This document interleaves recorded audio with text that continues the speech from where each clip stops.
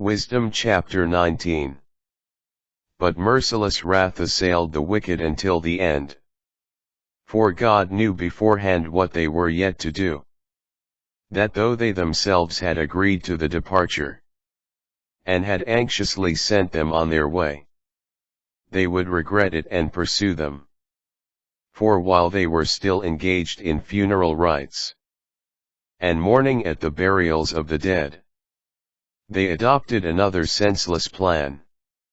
Those whom they had driven out with entreaties, they now pursued as fugitives, for a compulsion appropriate to this ending drew them on, and made them forget what had befallen them, that they might complete the torments of their punishment, and your people might experience a glorious journey, while those others met an extraordinary death.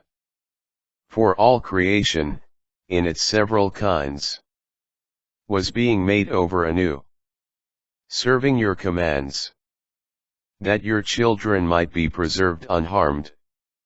The cloud overshadowed their camp, and out of what had been water, dry land was seen emerging. Out of the Red Sea an unimpeded road, and a grassy plain out of the mighty flood.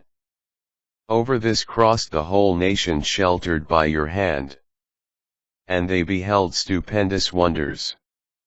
For they ranged about like horses, and leapt like lambs, praising you, Lord, their deliverer. For they were still mindful of what had happened in their sojourn. How instead of the young of animals, the land brought forth gnats, and instead of fishes the river swarmed with countless frogs. And later they saw also a new kind of bird. When, prompted by desire, they asked for pleasant foods. For to appease them quail came to them from the sea.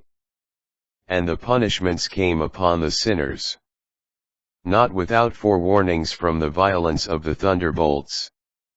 For they justly suffered for their own misdeeds, since they treated their guests with the more grievous hatred. For those others did not receive unfamiliar visitors, but these were enslaving beneficent guests. And not that only, but what punishment was to be theirs, since they received strangers unwillingly. Yet these, after welcoming them with festivities, oppressed with awful toils those who had shared with them the same rites. And they were struck with blindness, as those others had been at the doors of the righteous man, when, surrounded by yawning darkness, each sought the entrance of his own door.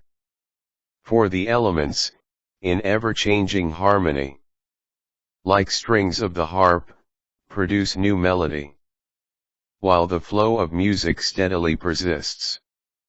And this can be perceived exactly from a review of what took place. For land creatures were changed into water creatures, and those that swam went over on land.